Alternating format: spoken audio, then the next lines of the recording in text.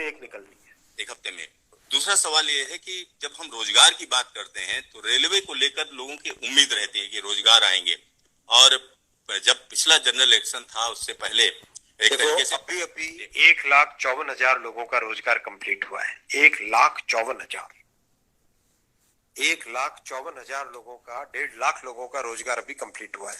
Employment orders मिल गए, लोगों का रजिस्ट्रेशन हो गया, आगे जॉब में अब उनके ट्रेनिंग के लिए लोग जाने लगे। जैसे ही प्रोसेस कंप्लीट हुआ, नेक्स्ट प्रोसेस चालू हुआ। बहुत लंबे समय से सबकी डिमांड थी कि इसको एनुअल बनाया जाए। एनुअल इसलिए बनाया जाए, अगर 4-4, 5-5 साल के गैप में आता है तो कई लोगों की एज निकल जाती है उसमें से, राइट। इसीलिए अब एनुअल सिस्टम की तरफ मूव कर रहे हैं।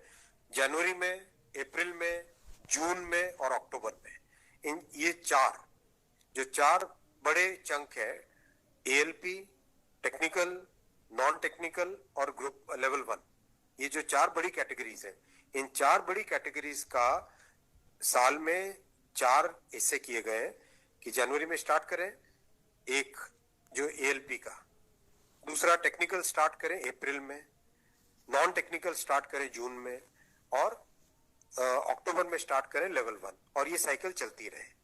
इस प्रोसेस पे सारे के सारे कैंडिडेट्स की डिमांड लंबे टाइम से रही है कि 4-4 साल का जो फेज होता है, 5 साल का फेज होता है, कई लोग एज बार हो जाते हैं उसमें। एक हर साल आपको अपॉर्चुनिटी मिलती रहेगी तो सबको अपॉर्चुनिटी मिलेगी।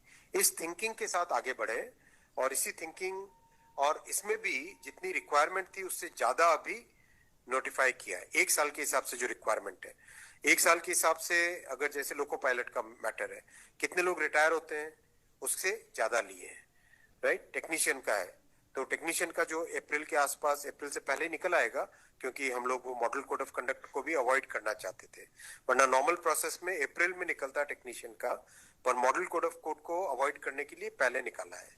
तो जनवरी, अप्रैल, जून, अक्टूबर, फिर अगले साल वापस जनवरी, अप्रैल, जून, अक्टूबर, फिर अगले साल वापस, इस हिसाब से ये प्रोसेस कर रहे हैं। सर, एक साल में कितने जॉब्स निकलेंगे इसमें? डिपेंड करेगा जिसकी जितनी रिक्वायरमेंट है। हर एक जोन की अपनी अपनी रिक्वायरमेंट आती है, हर डिवीजन की रिक्वायरमेंट आती है, कोई एस्टिमेट नहीं, हर वर्कशॉप से आती है। एस्टिमेट बनता है, बन के ही तो निकलता है, फिर एस्टिमेट बन के निकलता है ना, फिर हर एक कैटेगरी के लिए अलग अलग बनता है। अभी 1.5 लाख लोगों को जॉब दिया। आप सोचो उस एग्जाम की कॉम्प्लेक्सिटी, 500 से ज्यादा शहर, कितनी शिफ्टें, 1000 से ज्यादा शिफ्टें, 15 लैंग्वेजेस, 1-1 करोड़ लोग एप्लीकेशन। कहीं पे कोई कंप्लेंट आई? 0 कंप्लेंट। कहीं पे कोई paper leak? 0 paper leak. Complete हुआ ना एकदम ट्रांसपेरेंटली। पार्लियामेंट में हमारी ऑपोजिशन के लोग, कांग्रेस के एक एमपी बोले कि आश्चर्यचकित है कि इतना बड़ा एग्जाम कैसे बिना कोई पेपर लीक के हो गया। तो एक उस चीज को भी तो देखो। Thank you sir.